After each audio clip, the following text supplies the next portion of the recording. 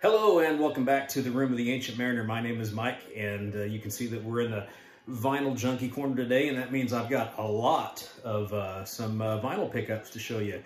Been collecting kind of a lot here in the last few weeks. I haven't done very many videos, so I'm going to just kind of try to breeze through most of this stuff. I've got a combination of used finds and some newer stuff, so let's, and I've got a box. It's not really a mystery box because I know what's in it. I think I know what's in it. But I'm going to open that up here when we get to the new ones. So let's start off with some of my recent used finds that I've picked up on some digs. And let's just get right into it. We're going to start with, this is Point Blank's self-titled debut. Point Blank is a band, southern rock band out of Texas.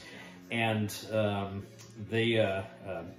this album was produced by Bill Ham, who was ZZ Top's producer. So they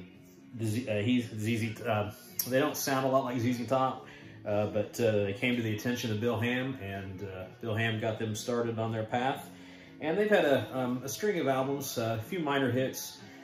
You might have heard Nicole was a minor hit of theirs back in the early 80s, and then On a Roll, the title track from, I think that might have been their last album. It got some radio play, but this is a really solid album, really good southern rock. And they're not pigeonholed by ZZ Top. They get a lot of comparisons. I don't hear it, but really, really good album. Okay, moving on. Found this. People in Indiana know who this is. This is legend Henry Lee Summer from Indianapolis. This is his album, Stay With Me. This is honest. I mean, this is not my favorite Henry Lee Summer album, but it does have the song Stay With Me and Wingtip Shoes, which has always been one of my favorite songs of his. This album's kind of beat up, but you don't see very many, even in Indiana, you don't see very many of these anymore. So that was like $1. I had to pick that up. So we got that. And hard rock, 70s, 80s hard rock. Picked up some Triumph. Got Progressions of Power. Had this on cassette and CD. Been wanting to get it on vinyl.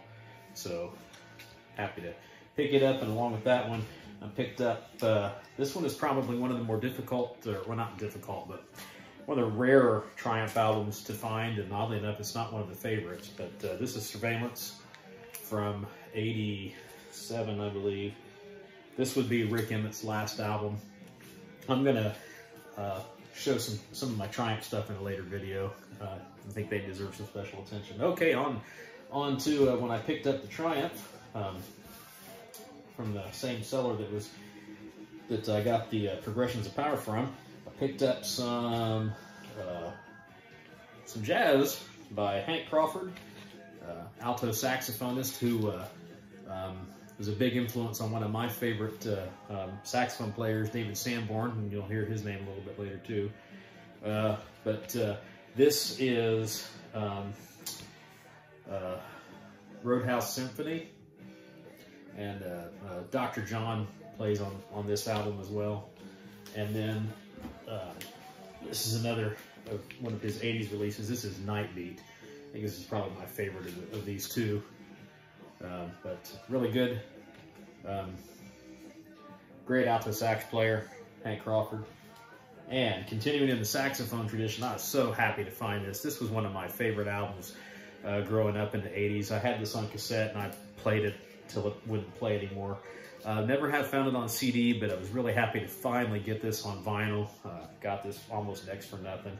This is Clarence Clemens and the Red Bank Rockers. Just a fantastic, fantastic album. This guy, John J.T. Bowen, did the vocals for this band. This was sadly, this would be the Red Bank Rockers' only release as far as I know of. Clarence Clemens would go on to release some more pop-oriented stuff after this album. Hero was the title of his kind of debut album with just his name. But man, this is just absolutely fantastic. Jumpstart My Heart, Rock and Roll DJ, A Woman's Got the Power, song written by Bruce Springsteen, Saving Up, Heartache 99, and then closing with the mighty, mighty Resurrection Shuffle. This is just a fantastic album. I love this so much, and I played it today, and it sounded so great. I'm really so happy to have this now, finally, in my collection. Okay, that went rather quickly. That was the used stuff.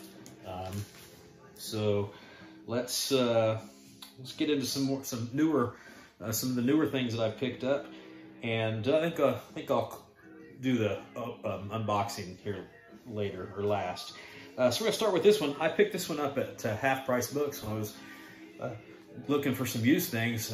This one was in the new release section, and you know, I hate to admit that I mean, I've known who this guy was, but I'm not a real blues aficionado. I like the blues, but I'm just not. I don't consider myself an expert in that genre at all. But this looked like something that I should just really have. And what really sold me on it was when I looked into the list of players on it. David Sanborn plays saxophone in the horn section on this. I did not know that until I found this album, but it's really great. It sounds fantastic. It's Paul Butterfield live from New York in 1970. It's a double album, and there's something about I don't know, the Singer Sewing Machine Company had this series. I don't know if they had a series of concerts or if it was a series of records that they made. But it's interesting. It said that they used to sell records in their sewing machine stores. That's how popular records used to be. You know, we're kind of getting back to that now.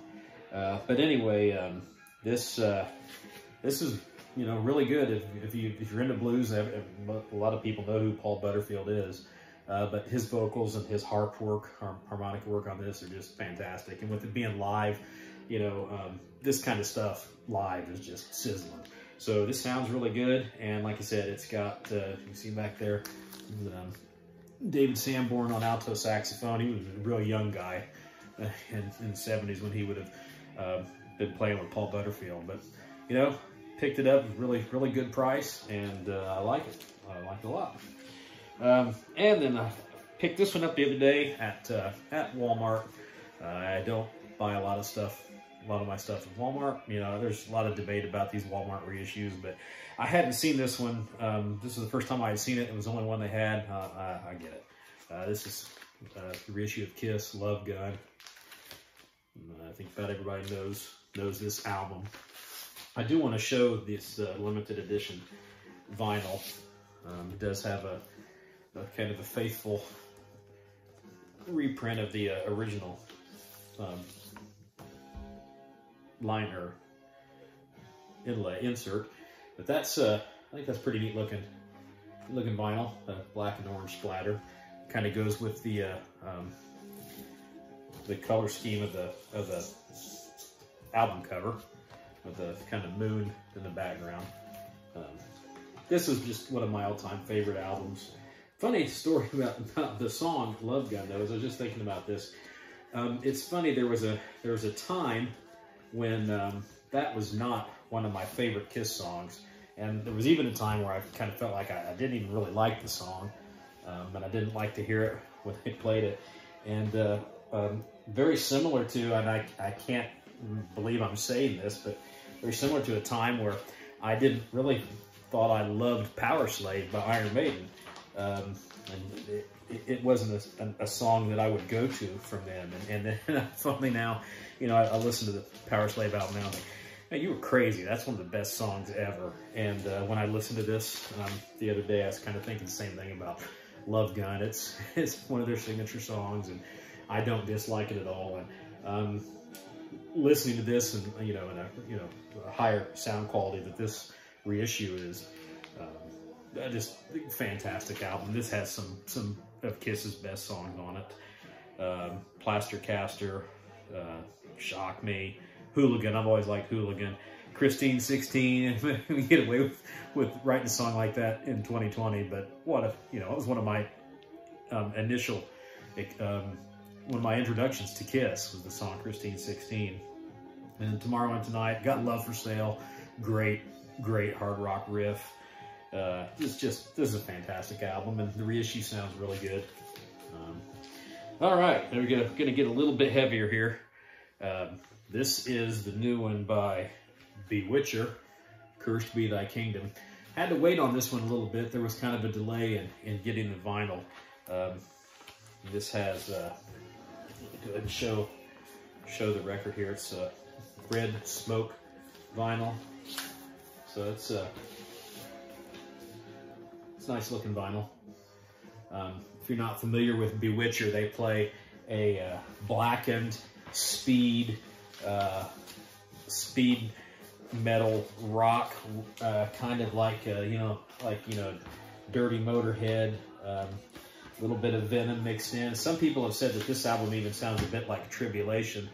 Not a huge Tribulation fan, so I couldn't speak here nor there to that. This is you got a lyric insert in the sheet, but it also comes with a poster. Go ahead and show it for my metal fans out there that thinking about, if they've heard of Bewitcher or on the fence about getting them. I'd recommend this album. I think is going to be on a lot of year-end lists as one of the favorites. Story about Bewitcher, the bass player Andrew Mersell, I believe you pronounce his name Mersell. It says Magus, A Magus in the liner notes here. Go ahead and get the insert out. I'll show it to you. The guy in the middle there. I met him a few years ago in, I want to say it was Covington, Kentucky, and he was playing in another Northwestern based metal band out of Portland called Were Squatch. Got to meet him after their set and speak to him and the other guys in the band. They were really nice guys, and he told me at the time of this other band that he was in that was a little bit heavier and darker. Were Squatch is more trad thrash metal, and he told me about Bewitcher, and I checked out some of the stuff from their first release, and it was huge in the underground. And then this album that they signed with Century Media, and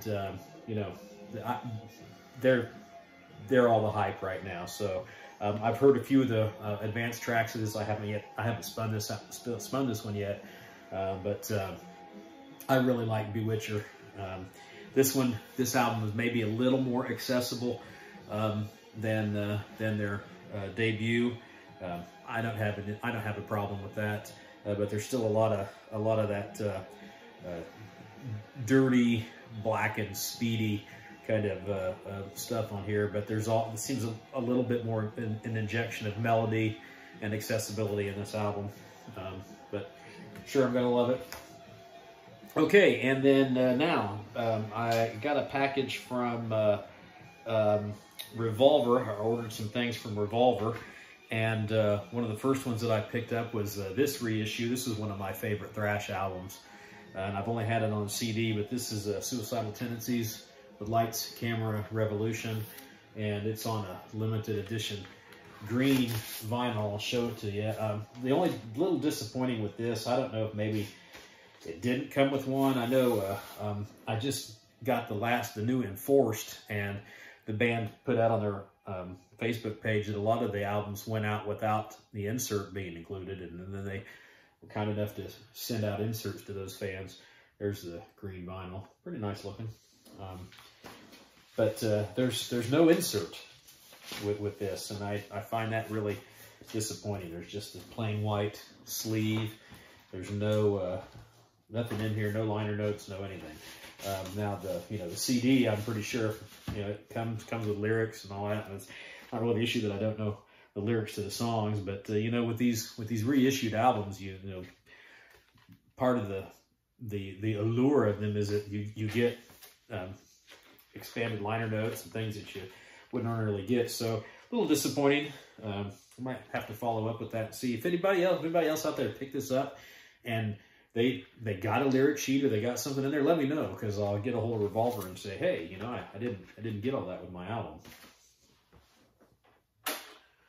But then again, if you're curious as to what we're listening to in the background, if you can hear it, this is Futurama by Bebop Deluxe. I think I might have showed that one. I showed that one already. I picked that up last month. One of my digs. Okay, and then along with the ST, I picked up another couple of classic reissues. This is one I only had on cassette, so I was really happy to get this one. But this is a reissue of Dark Angels Leave Scars. Brutal, brutal thrash album. This is a really neat reissue. I'm gonna go ahead and show the album. It's got pretty interesting. It's got this combat camo color. I really like that. So you've got the classic gray camo combat label, and then the traditional or more traditional green camo color on the vinyl. This is a single album, limited edition to 200 copies worldwide. So pretty neat. Really love this album. Just fast, brutal thrash, but there's some really awesome riffs on this album too, or slower, accessible riffs. Great songs: The Death of Innocence, Never to Rise Again, No One Answers, The Promise of Agony, Over the Time Itself. Fantastic album.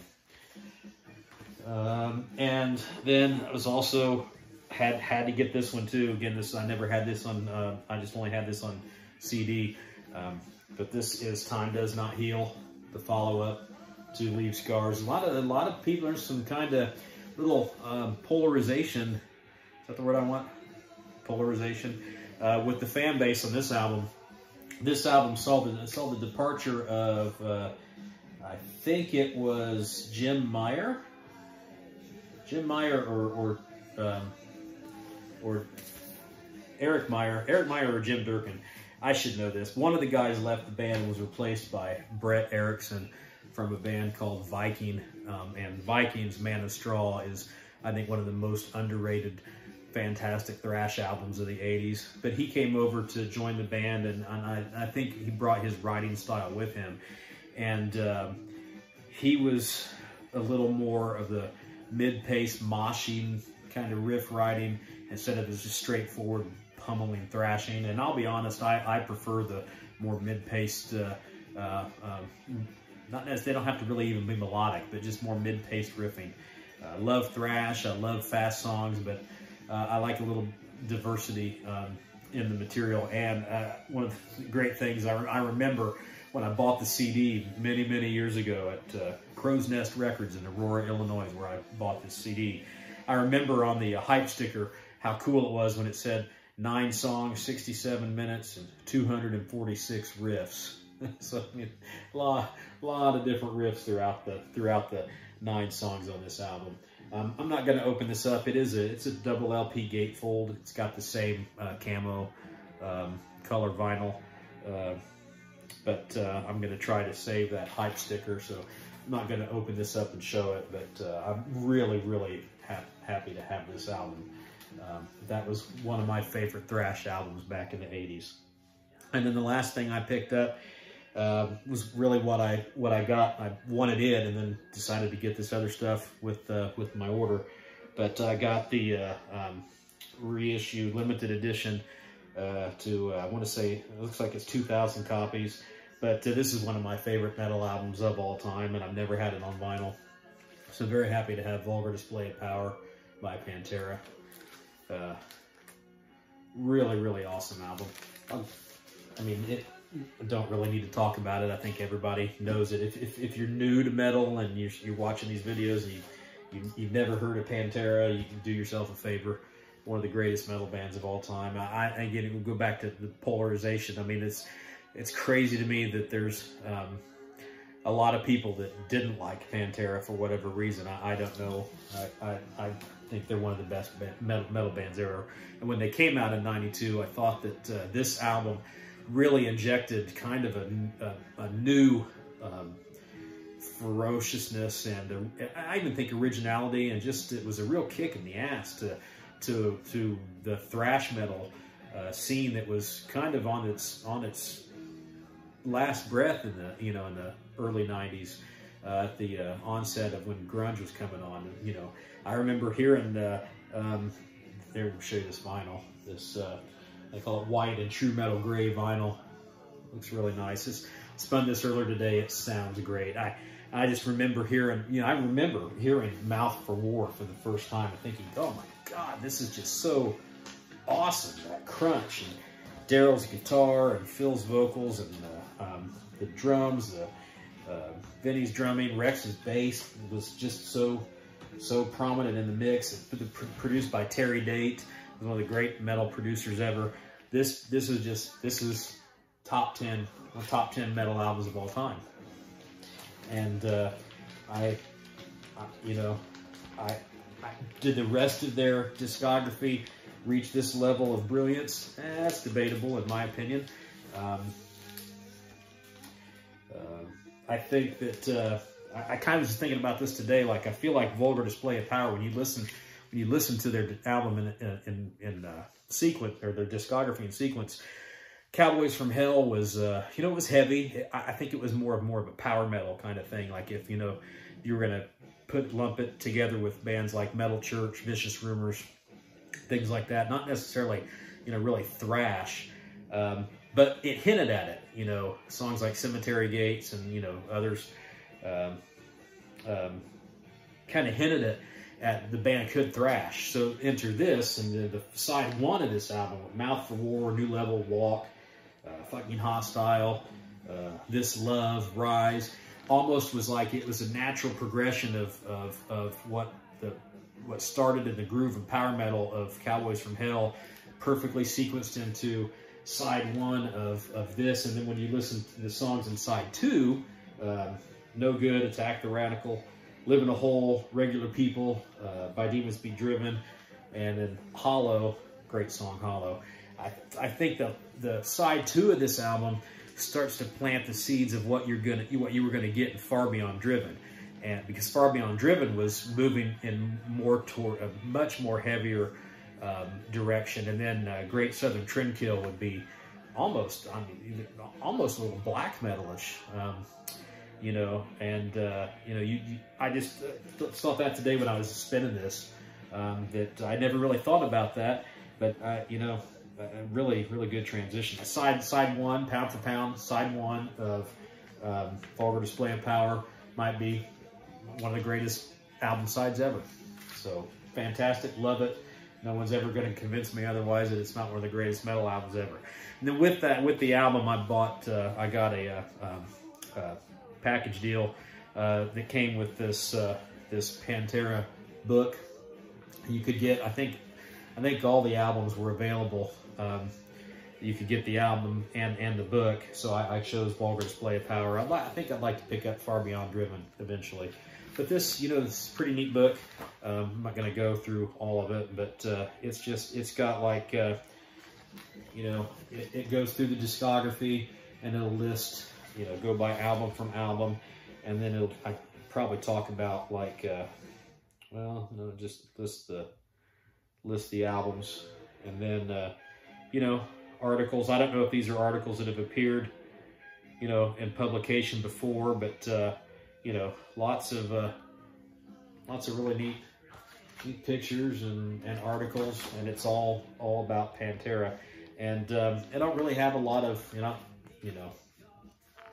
written or Pantera related books. I've got a few of my old rock magazines that I've kept. Be a neat video. I think I'm going to do a video on those at some point, but I just thought that would be a nice thing to have.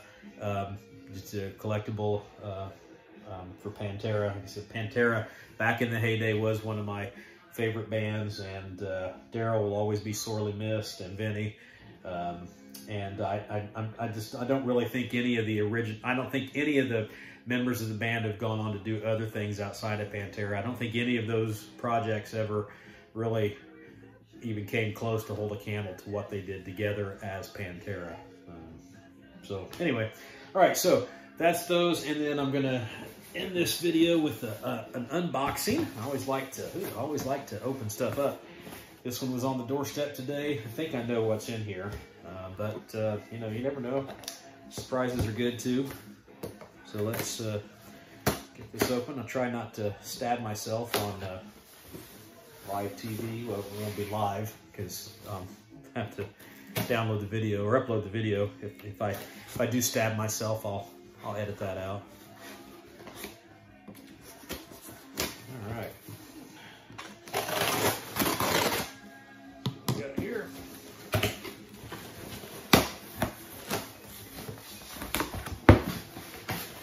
Good. Open one box just to get more boxes. Packing material. All right. Looks like we've got 1, 2, 3. All right, so we've got 3 individual albums in the box. Let's see what they are. First one. Okay. A lot of talk about this one. I just now received it. It's been out for a few days. I've read a lot of reviews. Everybody seems to like it. I have yet to listen to all of it. I didn't want to listen to I didn't want to listen to it on my streaming service before I got the album. I want my experience with it to be with the vinyl. But it's the new Gojira Fortitude. I'm not going to open it up because it's black vinyl. I didn't get any of the special editions, but really anxious to hear that one. I've really enjoyed all of the advanced tracks that I've heard so far, and Gojira is one of those bands that they've you know, I like them. I don't love them. They're not my favorite band that's out now, but put out some really great albums and some great songs, and I expect that one to follow suit. This one is a little bit bigger. Oh, okay, yeah, this is the one. I've been really excited to get this one. You know, this is one of those that I didn't think that I would really like because this is the first album that I have of this band. I don't have anything by this band. I've heard of them, I've known about them, I've known who they were, but I've just not ever, I don't know, maybe been a fan or just haven't really found all that appealing. But when I listened to this album, this was fantastic. I absolutely loved it, and I just really wanted to have it. And it's Moonspell Hermitage, and you know, the album's pretty much received really good reviews, but I am glad that I'm not the only one who kind of felt the same way. I've read other reviews of this album where the reviewers were kind of the same. They were like, you know, Moonspell, we'll listen to it. Then we listened to it and really liked it. The theme of the day with this album is Pink Floyd. It's kind of, I think in one online article I wrote, the mastermind of the band, I don't know I can't tell you who they are. But he said, you know, he loved Pink Floyd and wanted to do something that was kind of a tribute to them, and pulled it off. I can't remember if the vinyl is, if it's a colored vinyl. I want to say it might be. It says it's strictly limited on the jacket. No, it's just a black vinyl. It's got some custom logos. The artwork is really kind of interesting. That looks like a womb, a pregnant female, something going on in the womb. That looks like the figure's embracing looks like a heart or some kind of organ. This is it's a gatefold. There's no hype sticker, so I'm not concerned about tearing off the plastic. Get the shrink off of here. Take a look at this. Oh, okay. That's the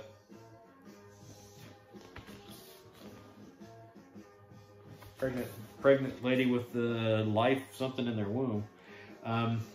You know, I haven't really explored the lyrics of the album. It's the music that I've thoroughly enjoyed. So I'm sure there's probably some type of story in it. It's got a lot of stuff here. It's a real nice booklet, lyric booklet, the photos. Anyway, check out reviews of this album. A really great review of this album is on JC's Rock and Metal Reviews.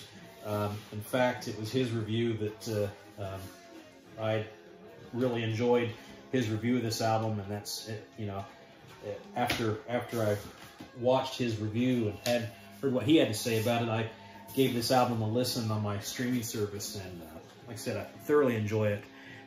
I think it's one of the best albums that's been released so far this year. So if you're not familiar with the band, and if you like atmospheric, progressive metal, you know, their previous efforts have been more black metal or death metal. Vocally, you hear some of that. I don't consider this really black or death metal, but it is atmospheric. Some of the vocals are a little more harsh, but there's a lot of clean singing on it too. And you know, there is an awful lot of David Gilmour-esque and Roger Waters kind of vocal stylings, and more of Gilmour's guitar, I think, that you hear that influence in this album. But if you like Pink Floyd and you like metal, I think you'll love this album, Moonspell Hermitage. Really great. So check it out. And this is the last one, and I should know what this is. It's part of the trio that I ordered. This one should have been an automatic for me, given my love of the band that one of these gents comes from. But I wasn't all that quick to pull the trigger on buying it, even though the first time I heard it, I really did like it. But after a couple more listens, yeah, you got to get it. And this is the debut of Adrian Smith and Richie Kotzen. I'm not sure how he really pronounces it. But anyway, Adrian Smith, you should know, the guitarist from Iron Maiden. And Richie Kotzen has been in a lot of different things. I think most recently Winery Dogs, but he replaced Bret Michaels on vocals and on one of the Poison albums from back in the day. But if you're expecting, if you're an Adrian Smith fan and you're expecting anything remotely like Iron Maiden, forget about it, because this is straight blues-infused hard rock. And it's really, really good. And the vocals on here is just as really good as the guitar work. Adrian sings, but Richie's voice is he's a fantastic singer. It reminds me a lot of Glenn Hughes, who I always thought Glenn Hughes is one of the most underrated vocalists there are. And I'm completely drawing a blank, and I'm ashamed of myself. It's the old age.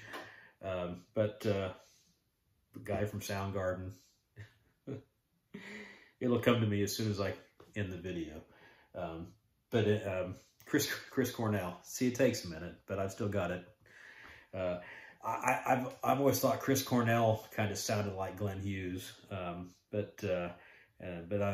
so now I think Richie Kotzen, sounds a little bit like that, and he's got that really, really awesome bluesy voice.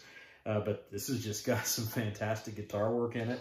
I think this is the black vinyl. There's a Red Smoke version available of it that I probably would have preferred to have had, but I don't think that was one of my options when I found this one to purchase. And when I got this one, I didn't want to pay the extra.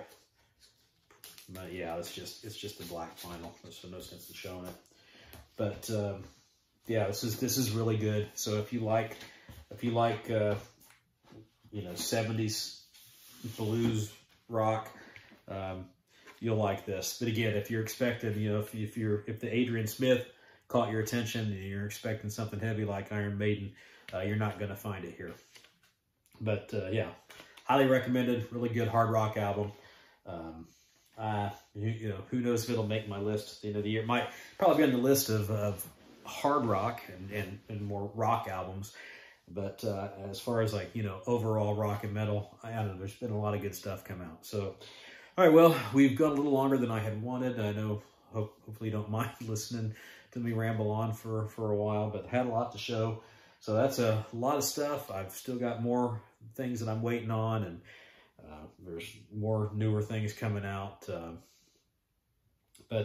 Yeah, it's nice to show some of these things, and I've got some more ideas coming up. I showed a couple of Triumph albums. I want to do a special on Triumph, and then I had some sax players in here. I'm going to, you know, kind of dig into my collection. I play the saxophone myself, and I've always enjoyed saxophone music, so I thought about maybe spotlighting some of the you know, my favorite rock albums that have prominent saxophonists or you know, have a saxophone feature in them. We'll see, something special like that. But anyway, hope you've enjoyed seeing all that. Most of my stuff is metal, but you know, there's a wide variety of music to discuss here in the Room of the Ancient Mariner, especially when we're in the vinyl junkie corner, because we like everything that's good around here. But predominantly I'm metal. Most of my fan base, probably a fan base. That's kind of pompous, isn't it? Most of you guys that watch my videos that I talk to, most of you guys are metalheads too. So hey, don't be ashamed of it. Let everybody know you're metal. Bang your head, throw the goat, and I'll catch you next time.